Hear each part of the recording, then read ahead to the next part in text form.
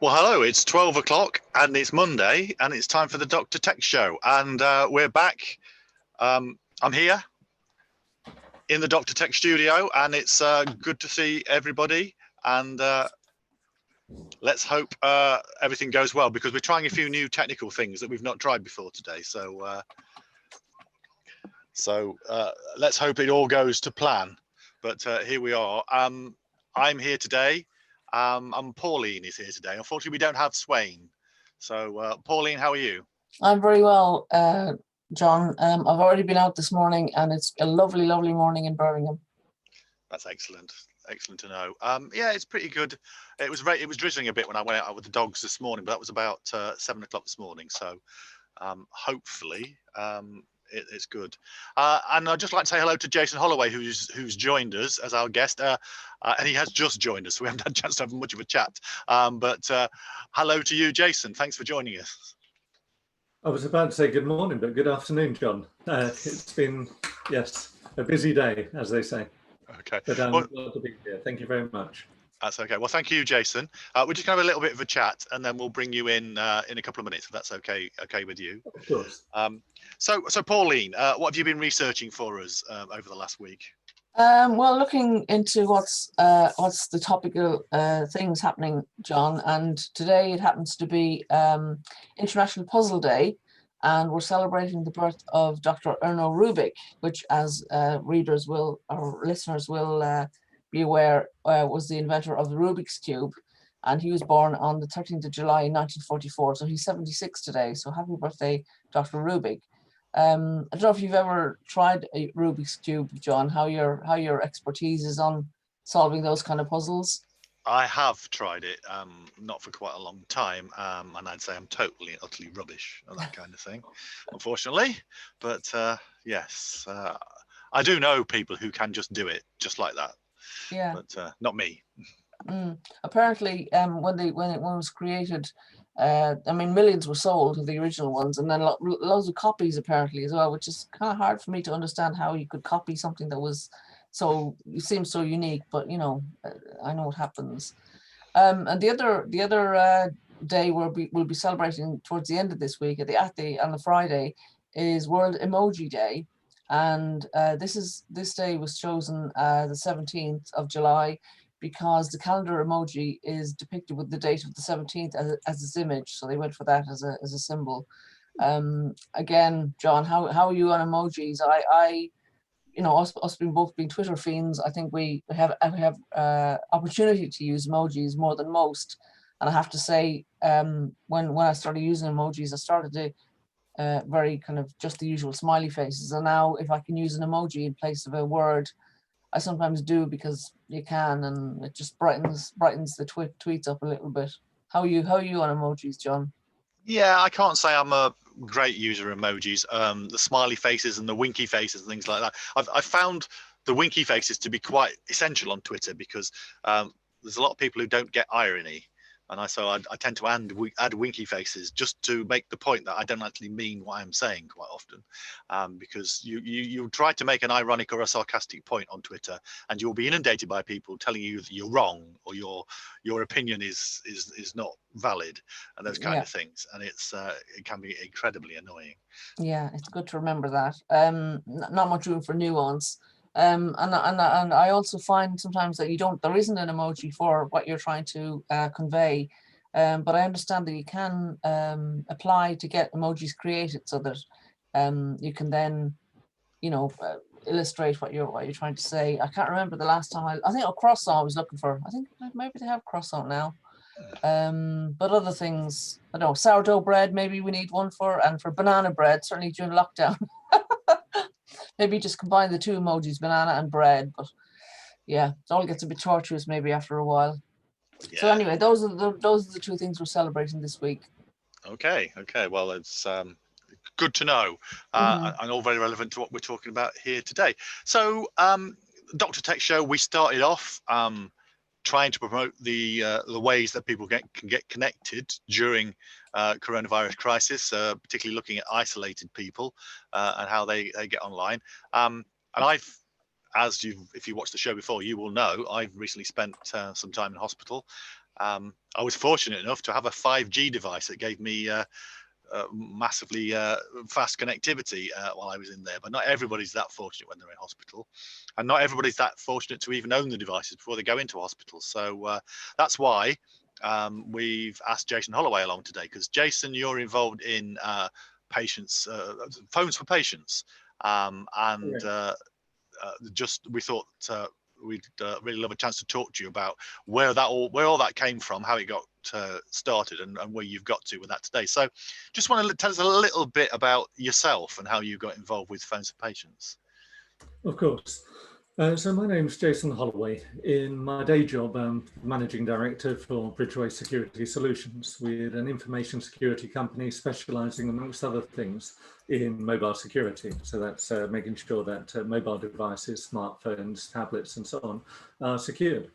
We have a number of customers all over the different UK verticals, but we do a lot within the NHS. And it was from conversations with our hospital customers that we became aware that they were currently scrabbling around trying to find old devices and make them available securely for the patients to use. As you quite rightly say, not everybody owns a phone, and those who turn up to A&E, for example, don't always bring their phone with them.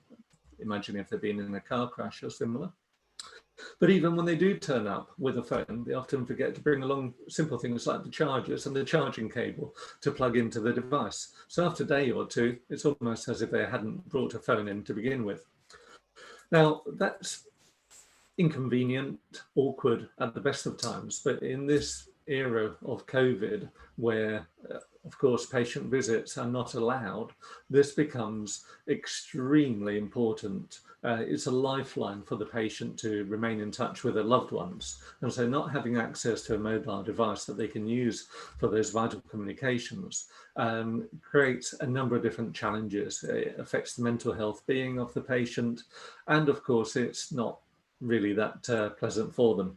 So we turned our business around a few months ago. We put a stop to the outgoing business activities that we were doing, and instead we focused very much on trying to secure donations from private organisations and individuals of devices, chargers and connectors, so that we could quickly wipe them, both physically in terms of disinfecting them, of course, but also electronically, so there was no data on them, and put them into the centralized management system that we use so that the data on them was secured to protect the patient identifiable information that would be stored on them.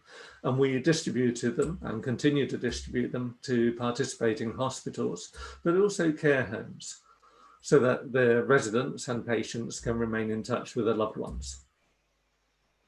Oh, okay, that's great. That's really interesting. I mean, I don't know if you know, Jason, but I started the campaign for free Wi-Fi in hospitals about 12 years ago, and before that, I'd been involved in lobbying for getting Wi-Fi in hospitals, which we finally got fairly universally about 3 or 4 years ago.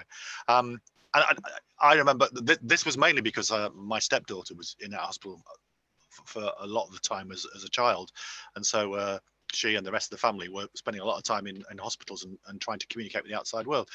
At that time, you know, if you were seen with a mobile phone on the wall, they used to take it off you, and it's, you know, I just think the way world has changed, it is incredible. But we have to remember there are still those people who, for one reason or another, have not got access to that way of communicating with the outside world, and it's so. How many devices have you been able to supply so far? Well, so far we've received just over 8,000 devices. In fact, we had another 200 arrive today. So they all go through the same triage process where we try to separate out the ones that don't work or have no battery, for example, cracked screens and similar. We're working in partnership with a couple of I guess service companies that are offering to replace those cracked screens and batteries free of charge. So we can even make use of those in some cases. But we have now shipped out these devices to 283 different organizations. As I say, a mixture of care homes and hospitals. But we also have another few thousand devices that are about to go out to care homes across the UK. We're just putting together the list now for these care homes and the contact points at these. So I hope that in another week or so, we'll have shipped out pretty much all of those 8,000 devices. Certainly it's keeping us busy, that's for sure. Right, so you're branching out, not just hospitals, then you're going into care homes as well. Indeed. And that really came about as a conversation with NHS England and NHSX, who have been very supportive of the project. We are delighted to be collaborating with some of the big names in this. They've made a huge impact in trying to get us in touch with the right people and accelerating parts of this conversation. But of course, when you're trying to do something centrally for such a large number of disparate organizations, it takes time. And that's the one thing we don't really have here. So we're trying our best to accelerate this wherever we can. And we've been working with individual organizations to get the devices out to the people that need them as soon as possible, straight away. Excellent. And I think, as far as I'm aware, connectivity in care homes is still a big issue. There aren't a great deal of care homes, I don't think, that provide Wi-Fi for the residents. It's been a mixed bag. To be fair, we had a few concerns around this. What we were trying to do is to provide smartphones and smart devices that were Wi-Fi and 4G enabled, but very quickly, of course, the sources dried up in some of these more sophisticated, I guess, products. What we have actually found, though, curiously, is that the devices that work best in a care home situation are simple phones. Those tablet devices, you know, the iPad, for example, are typically commandeered by the carers during the working hours to do remote consultations with GPs and other medical and clinical personnel. So therefore, they're not available for the patient comms part until the evening. And then there's a very narrow window of opportunity to set up the calls and conferences. So the best way of actually supporting the residents, as daft as this may sound, is not with necessarily a tablet device or a 4G enabled one, but it can sometimes be a simple phone. Even an old phone that's sitting in a drawer or box, unused and forgotten about, can have a new lease of life in those settings.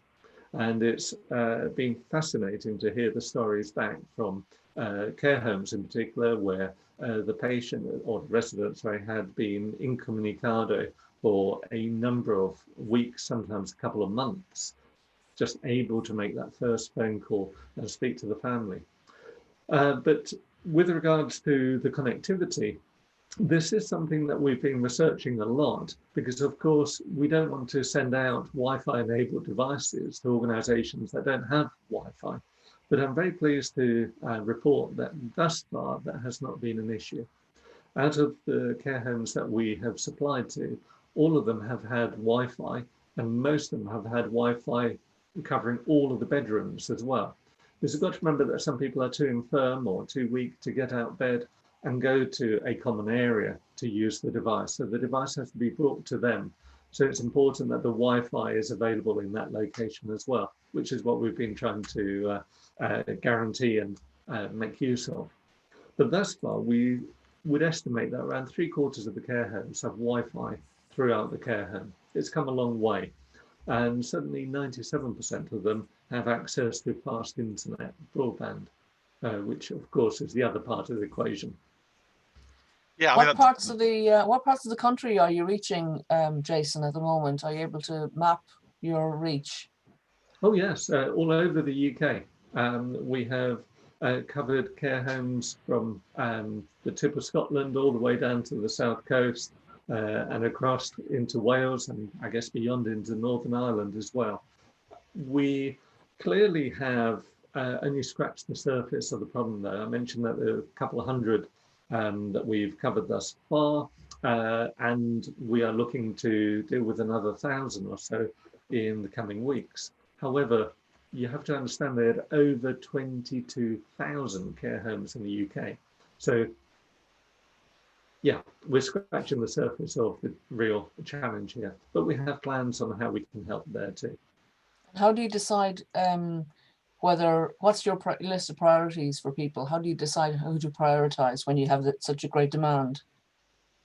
So we have a prioritization list that in essence is always starting with, I guess, the onus behind the project, which was with the patients in hospitals first, followed by the care home residents second, and then the third part of that, if we still have devices left over or appropriate devices left over, is to consider those supporting the former two, i.e. patient and resident comms. So we don't provide phones for the carers or for the nurses or doctors. The organisations they work for normally take care of that. It's actually making sure that they can support those patients and residents.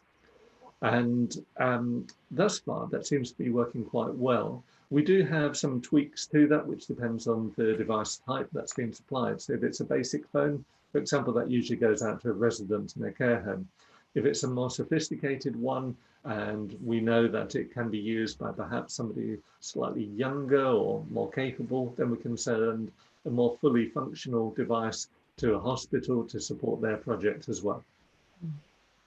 So it's been a mix, but thus far, we're extremely proud of what we've achieved so far.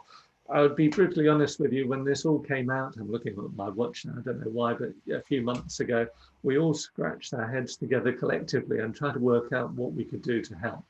We don't make respirators or ventilators. We don't know one end of a PPE from the other. But what we can do is secure the devices and provide these to people in need now. And that's what we decided to do. And so in our little way, I guess we're trying to help make a bad situation a little bit better for those that have been left alone. Well, I think that's excellent. I mean, I think everybody contributes what they can contribute. I mean, that's why we're doing this. We're hopefully contributing a little bit along the way. And if you've got those skills, I think by all means put those into the pot.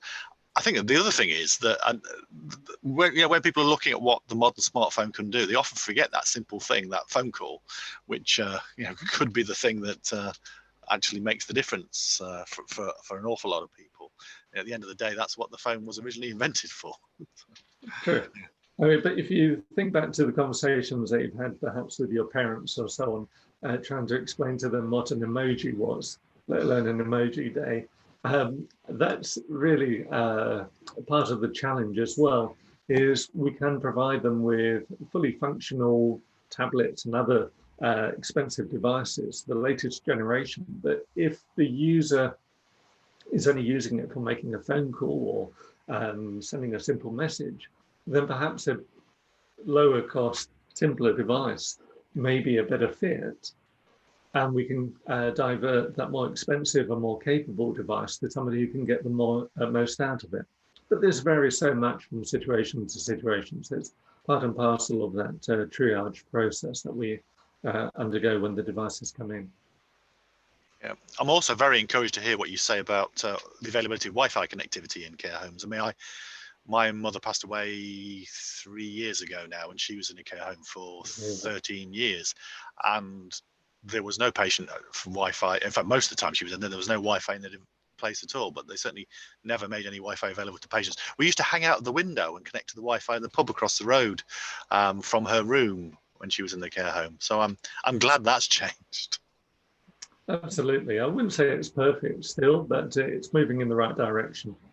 The challenge will be, of course, if everybody in all of the care homes had a fully capable Wi-Fi device to allow them to stream Netflix or what have you. But I'm sure we're a long way away from that yet. Well, yeah. I mean, well, I don't know. I mean, the thing is that people who have grown up acquiring the skills like this are increasingly getting towards that kind of age, aren't they? So I think it will certainly become. I think the demand will grow. It certainly will grow over time. But Yeah. I'm So working on the assumption that if I've taught my mum how to use Zoom, it shouldn't be too hard to teach others. How do you find, actually, that's an interesting point, Jason. I think we're all teaching our relatives how to use devices and apps, even more so now during lockdown. Have you had any issues with teaching people how to use devices or Zoom or anything else that you would like to share with us? Not necessarily. I mean, we provide a 24/7 first line support service for usually the care home staff and hospital staff to contact us if they have any issues with the device itself. We can, of course, replace it, reset it, and so forth. But from the application point of view, typically those around that patient or resident know sufficient to get them across those initial hurdles. And I guess the other element that's also worthwhile pointing out is that we have the ability to also provide remote support. So a remote session can be set up with that patient or resident's knowledge and approval for us to then see what they see on the device and help guide them through. You know, press the left button, no, your other left, and work through some of the challenges that way. But thus far, we haven't had to use it as often as we thought we would. So we're very pleased with that. It's been a tremendous success, and most people naturally know within that cohort of fellow residents and carers or nursing staff how to do that. So that's been very quick and easy to do. excellent, excellent. Well, all power to your elbow, and we're really pleased to see something like this coming to fruition, because much needed, I think. And I think certainly the coronavirus crisis has been a scary time, and as I said to you, I was in hospital myself. I was smuggling in all my tech in my luggage and keeping some of it hidden. But I was fortunate. I think on the ward I was on, everybody had at least a phone that they could use to communicate. But I think it must be really scary if you're in there and you're not allowed visitors, and you've got no way of talking to anybody in the outside world. I mean, just can't imagine how you would cope in that kind of situation. Absolutely, and I'm afraid to say that it was only until very recently that most hospital ICUs actually had dedicated tablets to allow for patient communications during the last stages of their life. With the COVID outbreak, of course, sometimes the early patients passed away, never actually been able to see or hear from their from the patient's relatives. Now that's improved tremendously. You see often fully gowned up, of course, medical personnel holding tablets so that the final Zoom call can take place with their loved ones. And it's heartbreaking that I guess it has to be done that way. That's starting to be not necessarily relaxed, but I guess with improved medical guidance and knowledge of how the virus spreads, they are allowing for PPE wearing relatives, very close relatives only, to come and visit the patient in the final stages. But that end of life care has advanced a lot in the last few months. But certainly to begin with, unfortunately, patient communications were low on the list of priorities for the medical staff. And it's heartbreaking to think how many have passed without having the last chat or last seeing their relatives in that way. But as I said, it's improving, and we're helping to improve that. The project's been such a success thus far that last week we started the process for registering Phones for Patients as a charity. We're hoping to hear back from the Commission, the Charities Commission, this week. So fingers crossed we'll be a fully registered charity before too long. And that allows us to really start thinking about the next phase, which is not just supplying the devices themselves, but also working at getting simple things like device charging cables to people in hospital, so that if they forget their chargers, they can still charge their phone and device and carry on using it.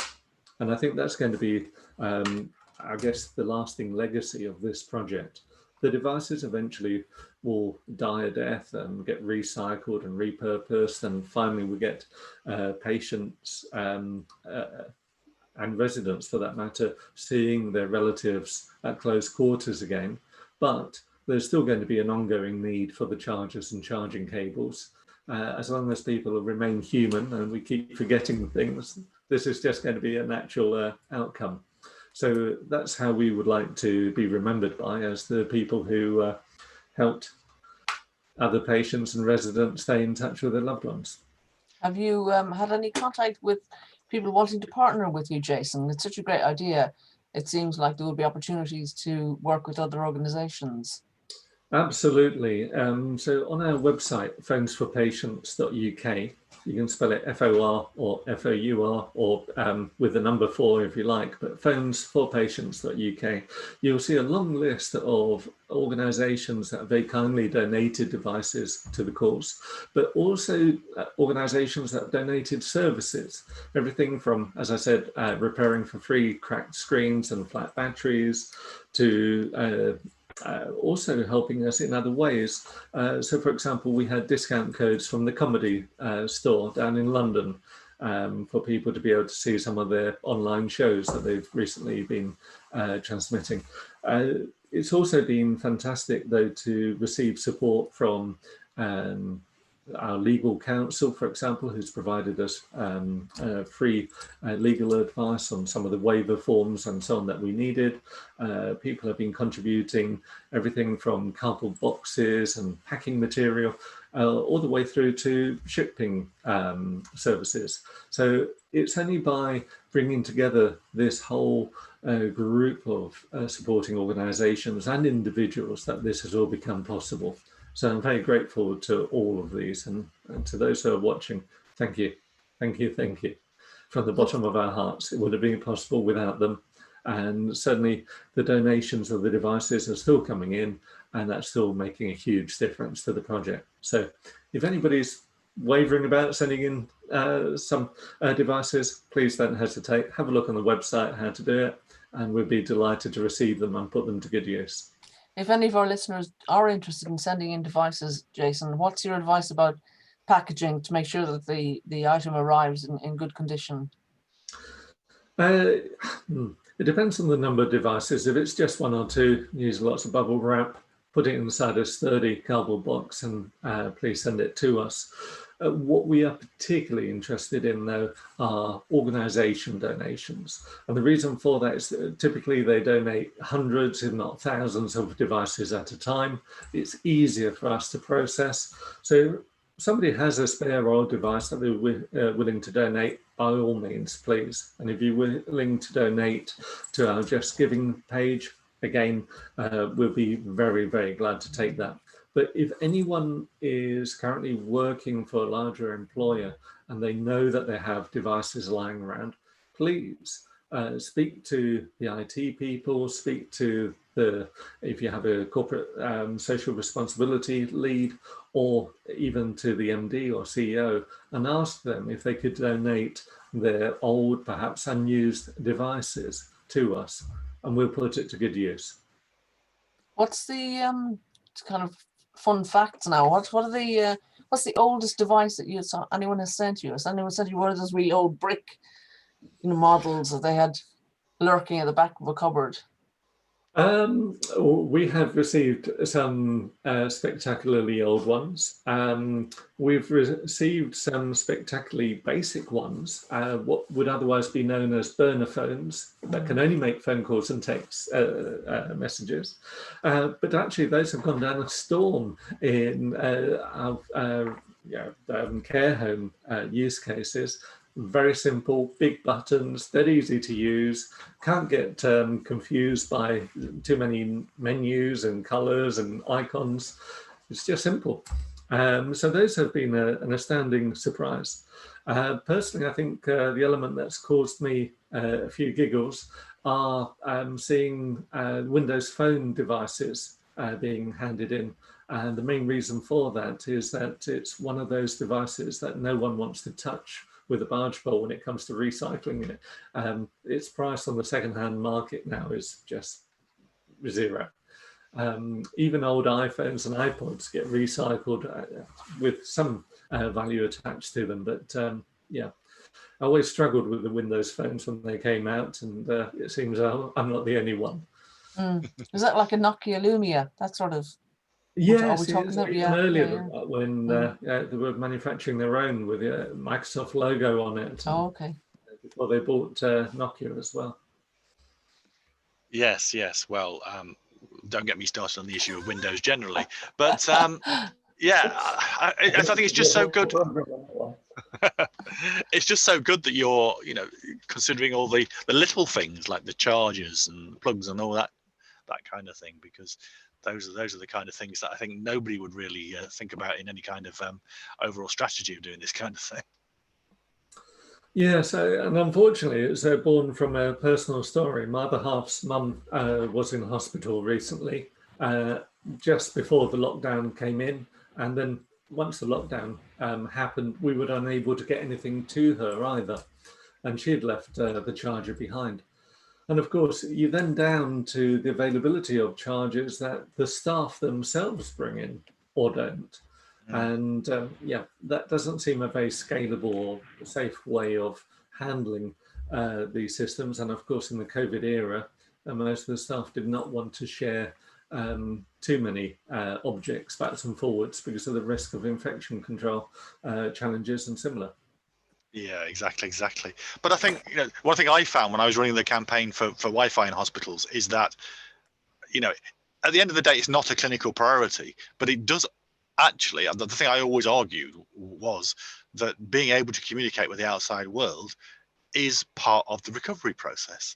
I always had people arguing with me that, oh, well, that's a distraction. Actually, people should be resting and not texting and being online and stuff like that.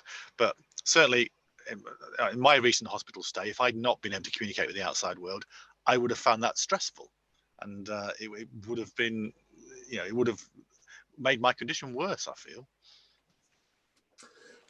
It's an interesting one, that, isn't it? Everyone copes with, I guess, the illness differently. I certainly know that I would find it if I had, say, a broken leg and I was just waiting for it to knit for a few days before they could send me home. I would definitely struggle with not having anything to read or do. And whilst a book is seemingly a good starting point, sooner or later you'd probably want to listen to the radio or some music or watch a film. And of course, everything from an iPod, an iPhone up can cope with that now. All that you need is some bandwidth, whether that's a 4G signal or Wi-Fi. And as you say, in a hospital, the free patient Wi-Fi is now a thing, and I can't thank you enough for that. But you need to be able to charge your device because it consumes a lot of battery power at under those kind of loads. Yeah, and I suspect quite a lot of the devices that are being given, probably the battery life will not be as it was when they were first manufactured. So yeah, what's the how do you obviously we all notice that our devices, the battery seems to decline. What's the standard expectation? Like when you first get a device, it seems to stay alive for like 2 days maybe, and then it decreases. What's the length of the limit? Again, if the battery performance is so bad that it can't stay on when unplugged, we get the battery swapped out. So I guess that doesn't pose a challenge to the residents or the patients. However, you are going to see a reduced battery life on secondhand devices. We've all experienced that, and we know that the devices become a little bit slower and less capable as new iterations of the software comes out.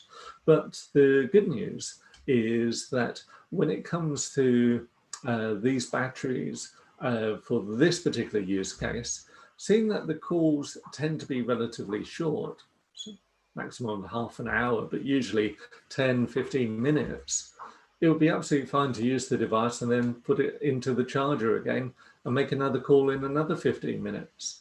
So it doesn't tend to be as much of a limitation under those circumstances.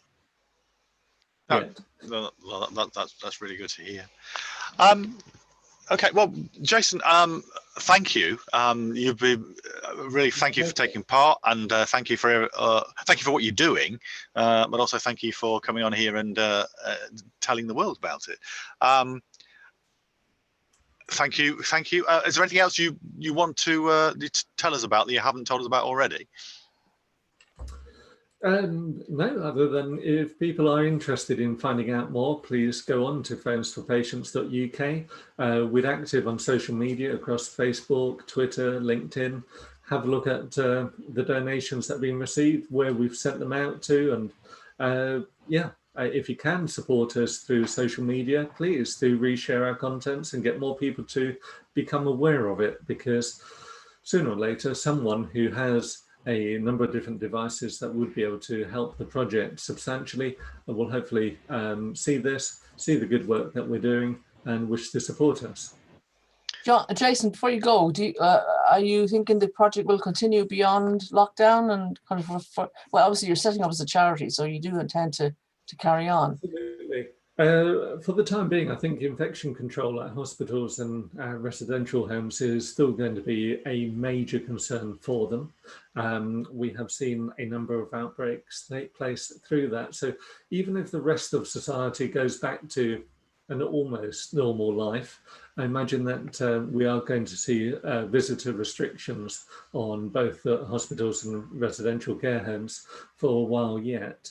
However, as I said, our next phase is also to seek funds as a charity in order to be able to get to these simple cables and just get sufficient cables and chargers in particular out there to the hospital wards and the care homes, so that if anybody turns up, especially I guess this applies in the patient hospital, where you tend to have a turnaround. If somebody turns up with a phone but without the charger, we'll be able to provide them a service, and that will continue after all the lockdown and COVID-19 issues have hopefully been resolved.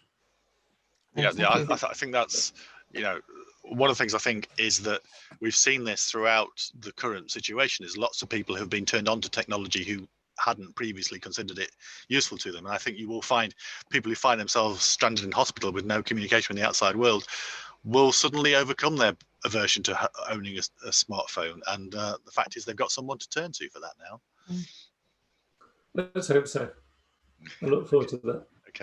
Okay, well, thank you, Jason. Thank you very much for participating. We'll put all the details that you've given us down in the description when the recorded version goes out of this. We'll make sure that all your details are in the description, and hopefully you'll get some more contacts as a result of this. But thank you for taking part. Well, thank you both. Thank you, Pauline. Thank you, John. It's been a pleasure. Thanks, Jason. Thank you, Jason. Well, Pauline, thank you very much for that. And that was really, really good.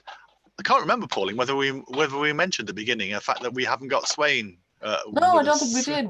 We should say something about that. Carry on. Yeah, well, Swain can't be with us today because he's taking part in a parallel meeting, as if there could be anything more important than being in the Dr. Tech show. I find that very difficult to contemplate, but it is hard to imagine. But I hope everything's all right in Orkney, and that the sun is shining on the righteous up there and on everybody else as well. It's great. It is great to do a three-way, because it allows us to move back and forth between each other. And Swain's usually the one who monitors any comments coming in on YouTube. But as far as I know, it's a bit quiet today. One of my colleague people I have been working with lately from the Sandwell Networkers group did contact me earlier. So if you're listening, Richard, hi, and I hope you're enjoying the program today. I think the Phones for Patients thing will appeal to you as a community activist.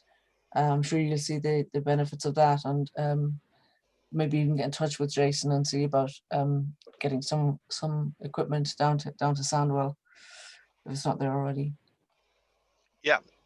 So some of the other things that we've picked up in the last week or so, you again talking about the subject of care homes, there was a brilliant initiative which I think we picked up on via Twitter about the artist who worked with residents of a care home in North London to recreate classic album covers. Yeah, guy called Robert Speker, who organises events for a care home in North London called Sidmar Lodge. And I think this came from a friend of ours called Jude. Did Jude Habib tell us about this one? I think it might have been her. And they are recreating classic album covers. So we'll have to tweet the link to the photographs that we saw with the covers on, if we haven't done that already this week. And we talked about programs like that, where projects like that, where people are using technology in kind of different ways. It was Jude, to recreate classic album covers. So the ones that I've seen so far are there's one with Adele on, one with, and I don't recognize that other one, TS 1989. Bruce Springsteen cover, a Queen cover. They're the ones I've seen so far. Which one appealed to you most, John? I'm not sure, to be honest. I was just trying to find it so that I can actually put it up on the screen. Okay. But yeah, I mean, I'm not sure I was familiar with that many of them, to be honest. They're probably my music is sort of more sort of late 60s, early 70s, and from then on kind of stuff. And some of them was a bit later than that. So if I can get it up on my screen, will I try sharing it on mine? Yeah, you can. Have you got it? I can. Yeah. But you need to enable me to share my screen. Yeah, I can do that. Yeah.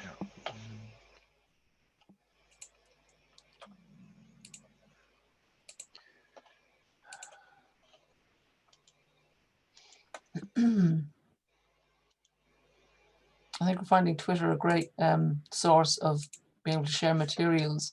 Yeah, Yeah. you should. So yeah. So there's one now. That was the Adele one. And I think I can probably just flick. Yeah, and that's the TS one. I'm not sure that one was. Do you recognize that one?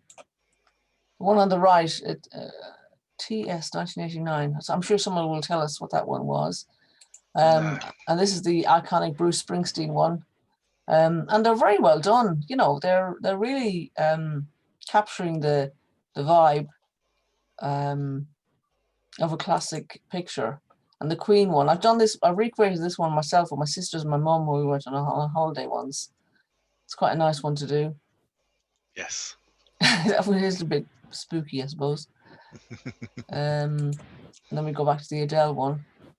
And then there were a few more. If I just go to the next screen. Yeah. So this was a Presley one. Now I thought that was there was some other this mixture of pink and green. I thought was done by somebody else. The Clash, maybe. Ah, there we go. Yeah, it was the Clash. London Calling. This was the one I remember. Yeah. They must have copied it. The one the iconic Michael Jackson one. And then apparently this actually was some might be some relation of Jude or some friend of hers anyway. Okay. Has a name called Casher, so that appeared. And I think there's one more we could show. There's this one and the Madonna one. Yeah. Oh, and this one. Everybody knows this one. Yes. Yeah. Yeah. I think they were very, very creative and, you know, imaginative to be able to do this sort of thing.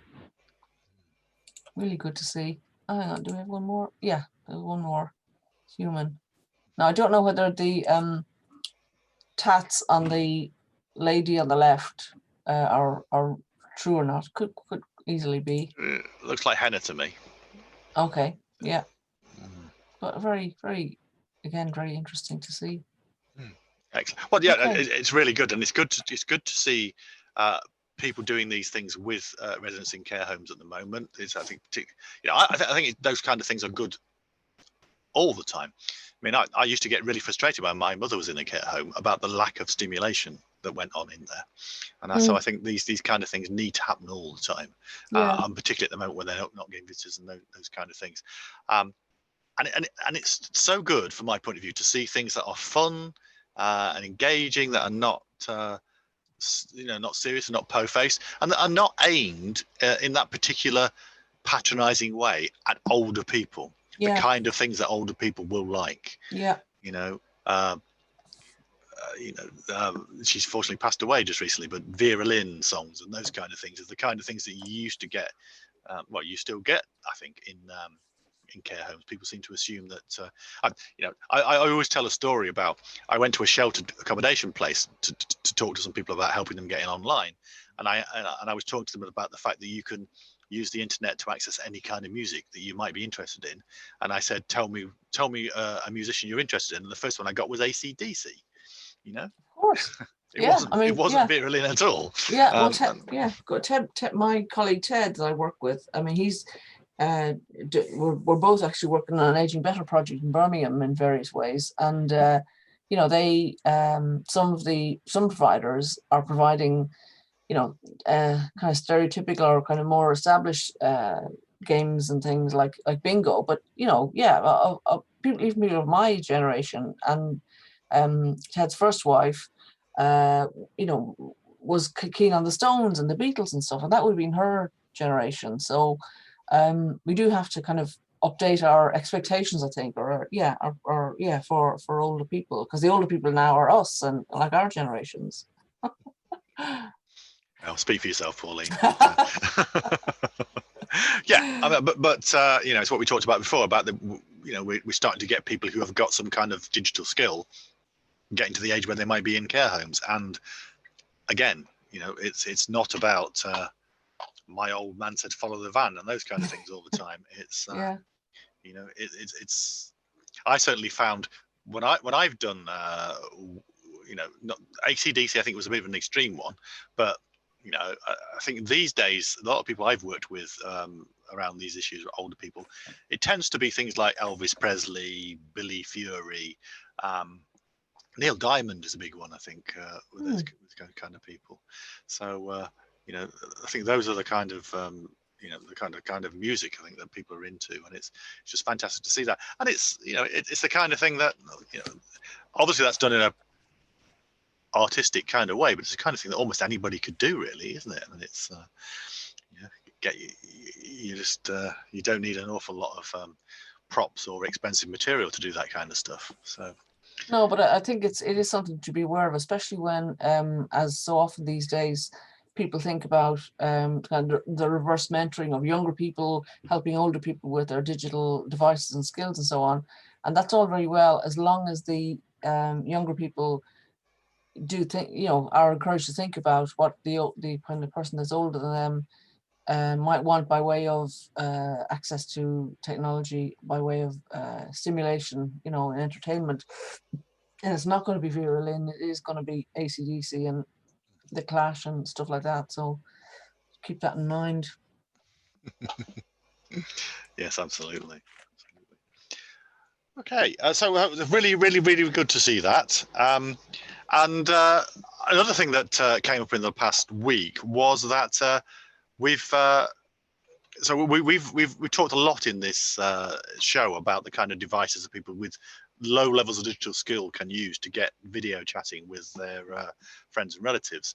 And so we've talked about things like the Facebook portal. We've talked about Comp, which is a device that is co-created with its users. And we've also talked about the Cradle Connect. These are all video chatting devices which don't require an awful lot of digital skill to get you video chatting.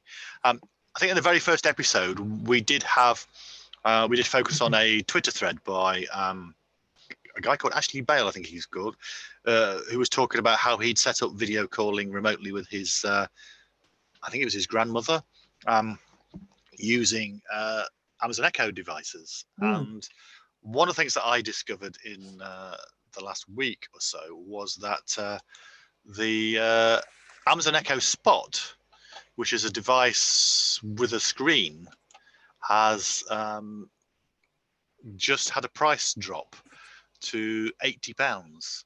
Now this device is it's a sort of I think it's primarily marketed as an alarm clock, and you know, so it's that kind of shape and size, but it does have a screen on it, and as you can see from the illustration there, it can be used for video calling, and so therefore I was wondering, you know, okay, so you know, $79.99 is not peanuts, but the device has certainly come down from what it was before, and it could be that it's putting video calling in the reach of some people's pockets at least. And the fact is that it has Alexa built in, and you can just say, Alexa, call anybody in my contacts list. It does mean that you've got that ability to you know, would somebody with not a lot of digital skills to video call their friends and relatives. And Ashley Bale did you know, has put out there for his Twitter thread. He's put the instructions on how to set one up remotely for someone with very few digital skills. Oh, that's really handy. For the sake of people listening on Hope Radio in Birmingham, who won't have access to the visuals, I'll just describe it. It's a kind of a roundy shaped black device with a round screen in the middle of it as well, and then so it's a circle, and then a circle with the person's picture in that you're calling, and then your own picture as another circle. So it's 3 circles altogether. So you can see the person you're calling and yourself as well. And yeah, it looks it's kind of plug and play, isn't it, John? Yeah.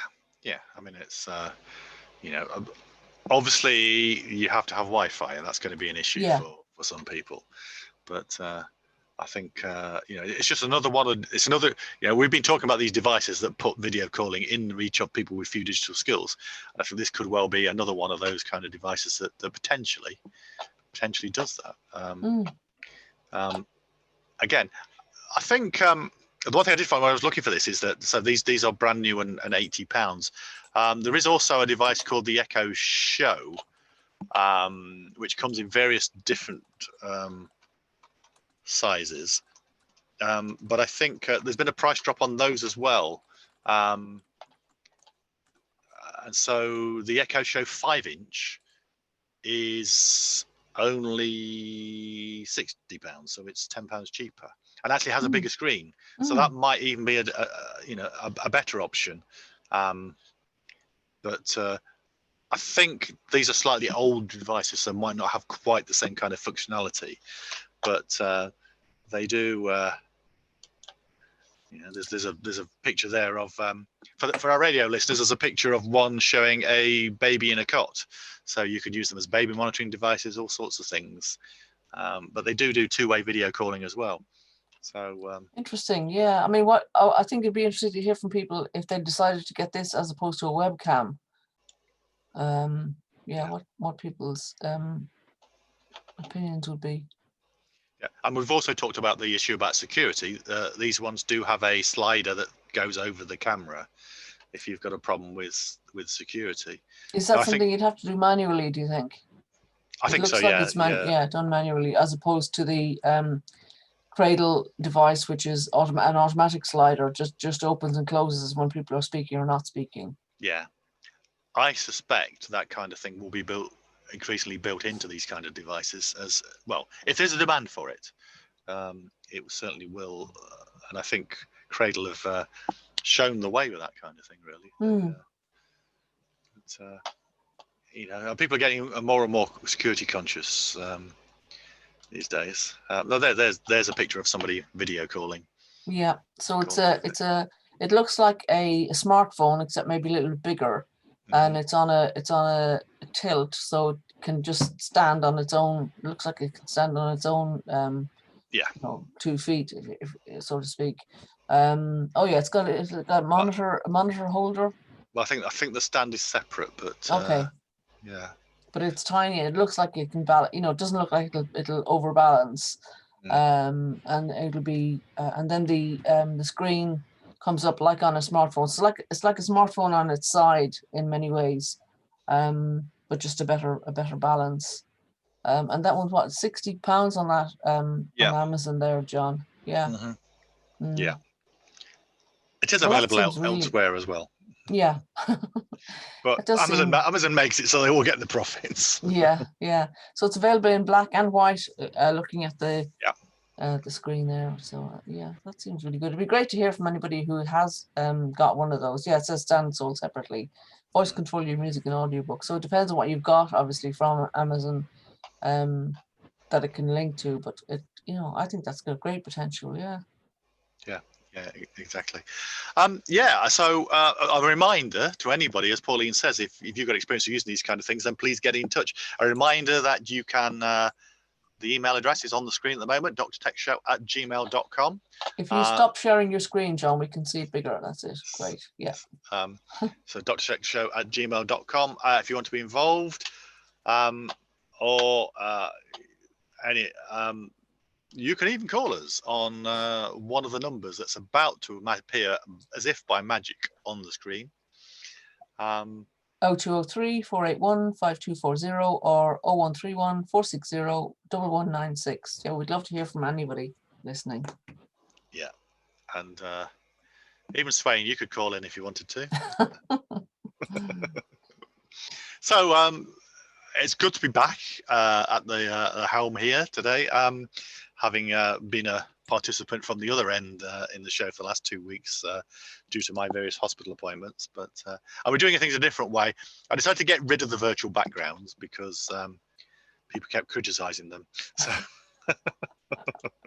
but so I'm trying to do it this way instead by showing the information on the screen using what they call lower thirds in the technical video community. And I've also moved my desk around so that my background is not a blinding light from a reptile tank. Having said that, the reptile is staring at me now because I've no longer got my back to her. You've also been experimenting with open source video calling, John. Do you want to say a bit about that? Yeah, we did. I made a decision. Well, last week really. I want them to try. At the end of the day, I think if you believe in these kind of things, if you believe in digital inclusion, you part of that is not wanting to tie people into expensive systems. And then they're not, these systems, some of them are not only expensive, some of them have fairly dubious moral connotations to them. I mean, which have come out in the last little while. So I decided that I wanted to do more exploring open source software. So we did have UI and Spain last week, Pauline. We have a meeting, an editorial meeting using Jitsi, JITSI, which is they'll probably cut us off talking about this on Zoom, but yeah. Jitsi is it's an alternative to Zoom. And we might well broadcast the show using that in the future. It's one of those things that has a little bit of a learning curve to it. So we're not doing it yet because I've got to iron out all the gremlins that might get in the way of us doing the show the way we normally do it. But certainly I think one of the things we're considering for the future is going to Jitsi rather than Zoom. Zoom, I think Zoom is great. Zoom has had this massive uptake in use. It's had a few security problems. But Jitsi is one of those things it's open source, it's free. People can contribute to the code for it. You can download the code and use it for other purposes. Those are the kind of things I think we ought to be looking at rather than always going for the big tech companies and the stuff that they want us to use, which costs us lots of money. Absolutely. Anyway. And thanks to my friend Ross Wintle for telling me about Jitsi and 8x8 in the first case. It's worth looking into. Yeah, absolutely. But anyway, well, thank you for that. And we're almost done. Thank you to Pauline. Thank you to Jason Holloway, and all power to his elbow with the phones for patients. And we'll see you next week. We don't have a guest lined up for next week as yet. So if you want to be part, then please get involved if you possibly can. Just to remind listeners in Birmingham that the show goes out on Hope Radio on Tuesday evenings 7 to 8, and the show John annotates the show on the YouTube channel, so you can see what was being talked about and what's being talked about for future reference. Yeah, certainly do. Okay, so we'd just like to say thank you for watching. Get in touch if you'd like to be involved in the future show, and we'll see you next week.